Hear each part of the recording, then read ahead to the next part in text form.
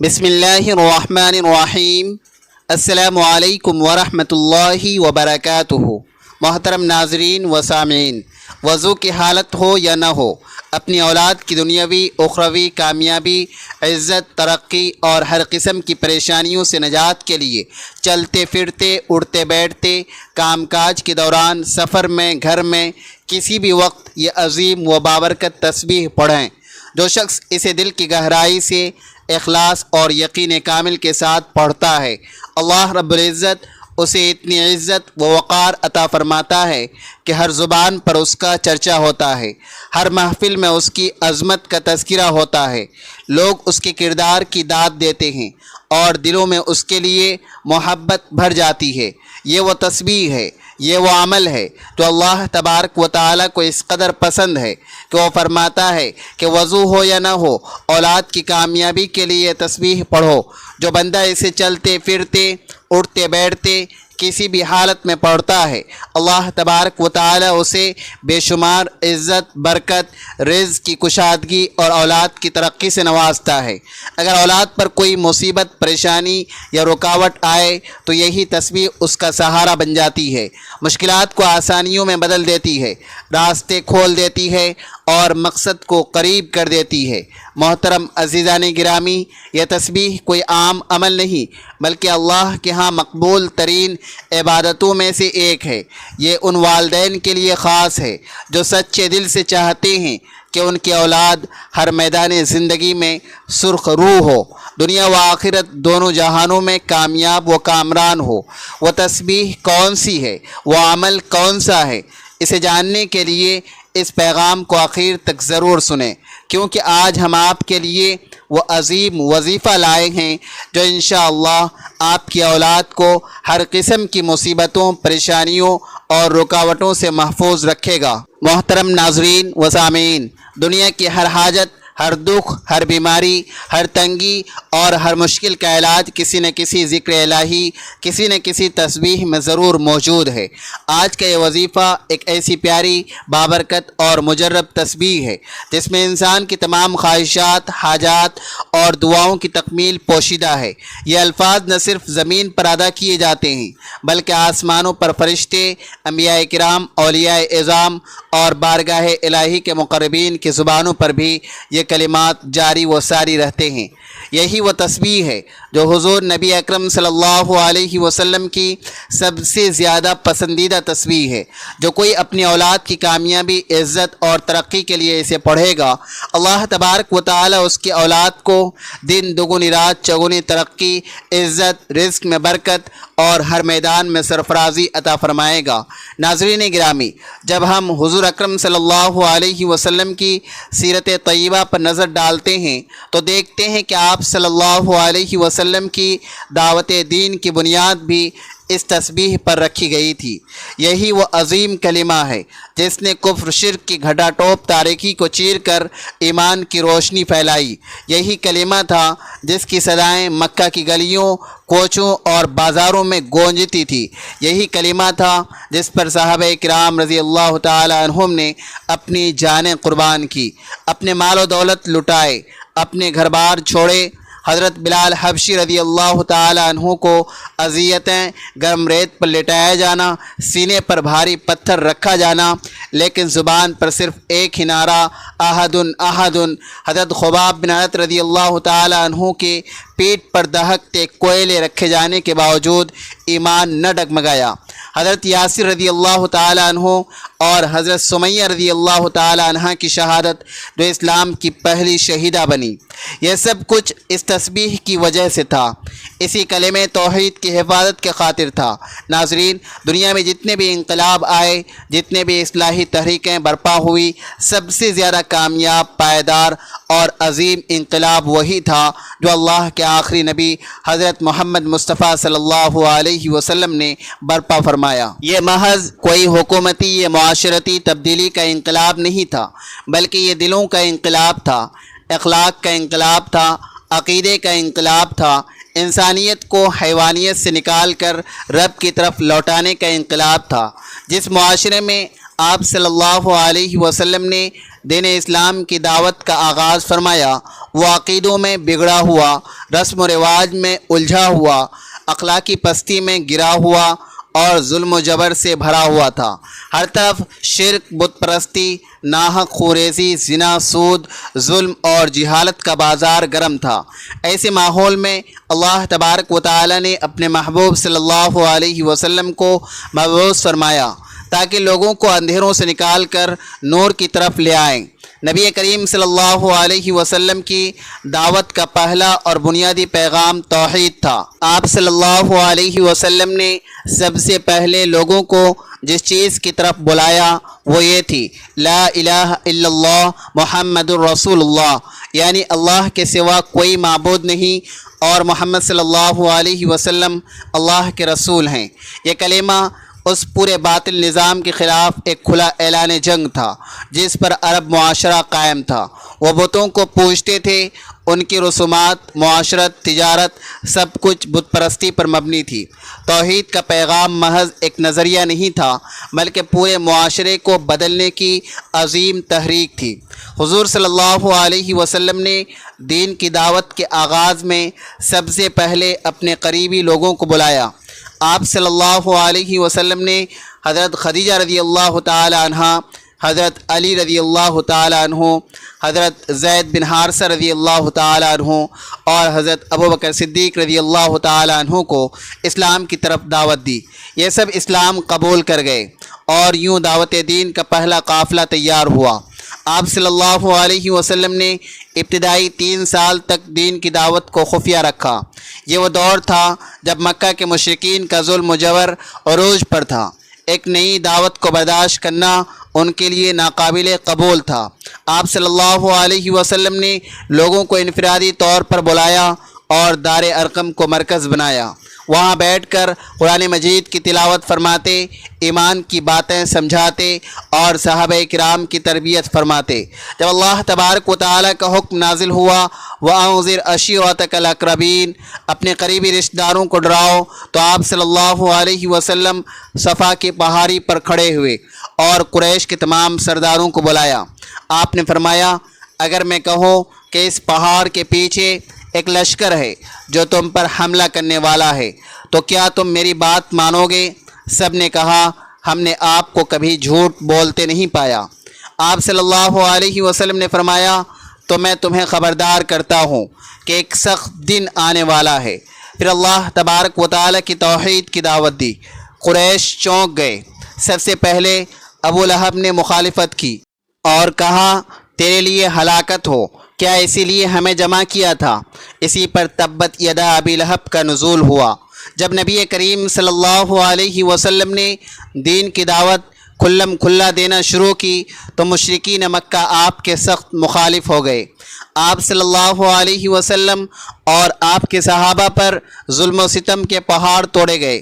آپ کو ساحر، مجنون، شاعر، کاہن جیسے القابات سے پکارے جانے لگے۔ ان کے سردار کہتے تھے کہ یہ کیا باتیں کرتا ہے؟ کیا معبود صرف ایک ہے؟ یہ تو تعجب کی بات ہے۔ بنی ہاشم کا 3 سالہ مقاطعہ، وادی ابی طالب میں قید، کھانے پینے کی اشیاء بند کر دی گئی، بچوں کے رونے کی آوازیں مکہ میں سنائی دیتی تھی، یہاں تک کہ درختوں کے پتے کھا کر گزارا کیا گیا۔ حضرت بلال رضی اللہ تعالی عنہ کو گرم ریت پر لٹایا گیا، سینے پر بھاری پتھر رکھا گیا اور کہا گیا، لات و عزا کو پکارو۔ لیکن حضرت بلال رضی اللہ تعالی عنہ کی زبان پر صرف ایک ہی نعرہ تھا، احد احد۔ حضرت خباب رضی اللہ تعالی عنہ کے پیٹھ پر دہکتے کوئلے رکھے گئے۔ حضرت یاسر رضی اللہ تعالی عنہ اور حضرت سمیہ رضی اللہ تعالی عنہ کو اذیتیں دی گئی، یہاں تک کہ حضرت سمیہ رضی اللہ تعالی عنہ اسلام کی پہلی شہیدہ بنی۔ جب مکہ میں زمین تنگ ہو گئی تو آپ صلی اللہ علیہ وسلم طائف تشریف لے گئے کہ شاید وہاں کے لوگ دین حق کو قبول کریں، لیکن وہاں کے سرداروں نے مذاق اڑایا اور عوام کو آپ پر پتھر برسانے کو کہا، یہاں تک کہ آپ کے جسم مبارک سے خون بہنے لگا۔ آپ نے اس دکھ کی گھڑی میں بھی بد دعا نہیں کی بلکہ فرمایا، اے اللہ میری قوم کو ہدایت دے، یہ نہیں جانتے جب مکہ میں ظلم حد سے بڑھ گیا تو اللہ تبارک و تعالی کے حکم سے آپ صلی اللہ علیہ وسلم نے مدینہ کی طرف ہجرت فرمائی۔ مشرکین نے قتل کا منصوبہ بنایا لیکن اللہ تبارک و تعالی نے حفاظت فرمائی۔ حضرت علی رضی اللہ تعالی عنہ کو اپنے بستر پر سلایا اور آپ رات کے اندھیرے میں روانہ ہوئے۔ غار ثور میں حضرت ابوبکر رضی اللہ تعالی عنہ کا خوف اور آپ کا اطمینان، یہ واقعہ صبر اور توکل کی عظیم مثال ہے۔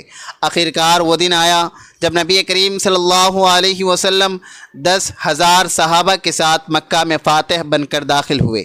یہ وہی مکہ تھا جہاں آپ پر سب سے زیادہ ظلم ہوئے تھے، لیکن آپ نے بدلہ لینے کے بجائے سب کو معاف کر دیا اور فرمایا آج تم پر کوئی گرفت نہیں، اللہ تبارک و تعالی تمہیں معاف کرے۔ یہ تھا آپ کا اخلاق کریم اور یہی تسبیح آپ کی دعوت کی اصل روح تھی۔ اسی تسبیح کی وجہ سے آپ صلی اللہ علیہ وسلم پر اور آپ کے اصحاب و اہل بیت پر ظلم و ستم کی انتہا کی گئی، لیکن نہ آپ نے اس تسبیح کو چھوڑا، نہ دعوت حق کو چھوڑا، اور نہ آپ کے صحابہ اور اہل بیت نے اس کی تصدیق کو چھوڑا۔ اس تسبیح کی برکت سے اللہ تبارک و تعالی نے ہر آزمائش میں ثابت قدم رکھا اور آپ کی ہر جائز خواہش کا احترام کرتے ہوئے آپ کو مقصد حق میں کامیاب رکھا۔ نبی کریم صلی اللہ علیہ وسلم کی دعوت کا محور صرف توحید، عبادت اور اخلاقی تربیت نہیں تھا، بلکہ اس میں صبر، استقامت، رحمت، عدل، برداشت، اخلاص جیسی اعلیٰ صفات بھی شامل تھی۔ آپ صلی اللہ علیہ وسلم نے ہمیں سکھایا کہ دین کے راستے میں مشکلات آتی ہے، دل دکھتے ہیں، راستے بند ہوتے ہیں، لیکن صبر، یقین اور اللہ سے تعلق قائم رکھو تو وہی راستے کھلتے ہیں، وہی دشمن دوست بن جاتے ہیں اور اندھیرے اجالوں میں بدل جاتے ہیں۔ ناظرین گرامی، جو والدین واقعی دل سے چاہتے ہیں کہ ان کی اولاد دنیا میں کامیاب ہو، عزت پائے، نیک ہو، بااخلاق ہو، ہر جگہ ان کا نام روشن ہو، لوگ ان کی اولاد کی مثالیں دیں۔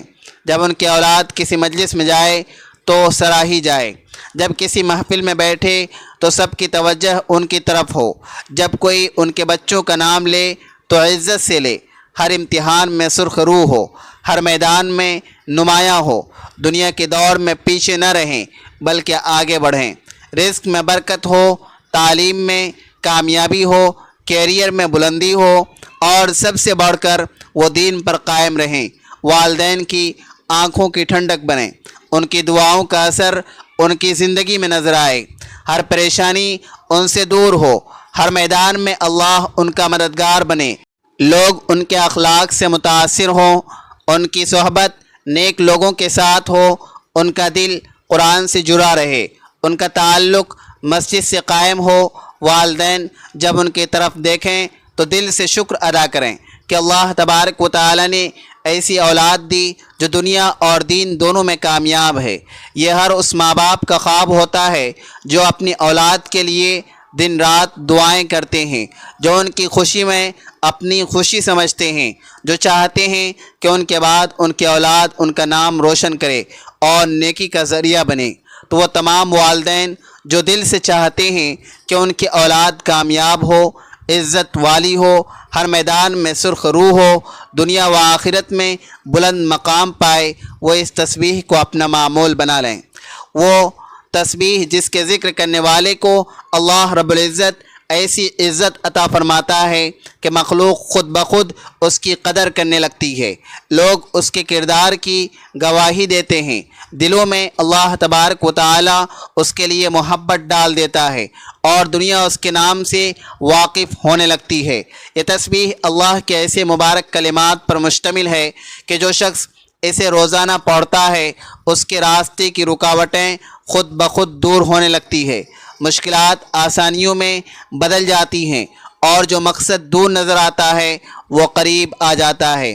اس تسبیح کی برکت سے بگڑا ہوا مقدر سنورنے لگتا ہے، عزت و عظمت اس کے قدم چومنے لگتی ہے، یہاں تک کہ اگر خاک میں بھی پڑا ہو تو اللہ تبارک و تعالی اسے اٹھا کر سونا بنا دیتا ہے۔ جن کا رزق رکا ہوا ہو وہ کھلنے لگتا ہے، جو دروازے بند ہوں وہ کھلنے لگتے ہیں، دل کو ایک ایسا سکون عطا ہوتا ہے جو صرف اللہ تبارک و تعالیٰ کے ذکر سے نصیب ہوتا ہے۔ یہ تسبیح کامیابی کا وسیلہ ہے جو صرف زبان پر چند کلمات لانے سے دل و دماغ اور زندگی کو اللہ کی رحمت سے بھر دیتا ہے۔ اگر آپ چاہتے ہیں کہ آپ کی اولاد دنیا میں کامیاب ہو، لوگوں میں ان کی عزت ہو، ہر جگہ ان کا چرچا ہو، وہ نیک بنے، آپ کے دل کا سکون بنے، آپ کی دعائیں ان کی زندگی سنوار دیں، تو روزانہ یہ عظیم، پیاری اور بابرکت تسبیح اپنی زندگی کا حصہ بنا لیں۔ وضو ہو یا نہ ہو، کسی بھی وقت، کسی بھی حالت میں زبان پر اس تسبیح کو جاری رکھیں۔ نماز کے بعد پڑھیں، چلتے پھرتے، کام کرتے ہوئے یا دن کے کسی بھی حصے میں دل سے ذکر کو کریں، کم از کم 100 بار، اور اگر ممکن ہو تو پانی پر دم کر کے بچوں کو پلائیں یا گھر میں چھڑک دیں، تاکہ اللہ تبارک و تعالیٰ کی رحمتیں، برکتیں اور محبت آپ کے گھر پر نازل ہوں، دل نرم ہو، رشتے جڑیں اور اللہ کا قرب نصیب ہو۔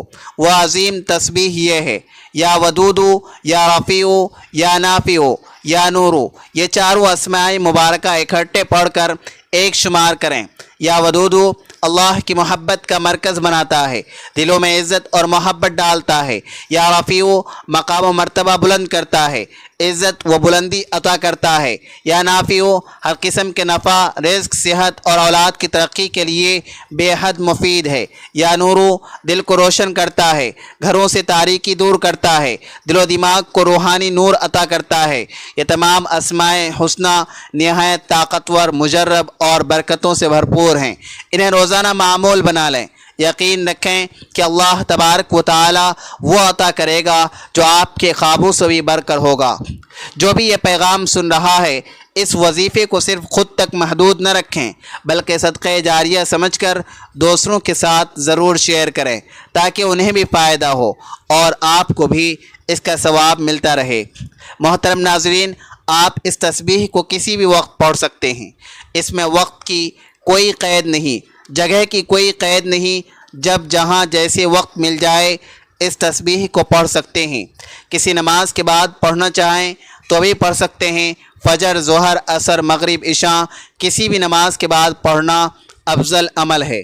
اگر نماز کے بعد نہیں پڑھ سکتے تو چلتے پھرتے، اٹھتے بیٹھتے کہیں بھی پڑھ سکتے ہیں۔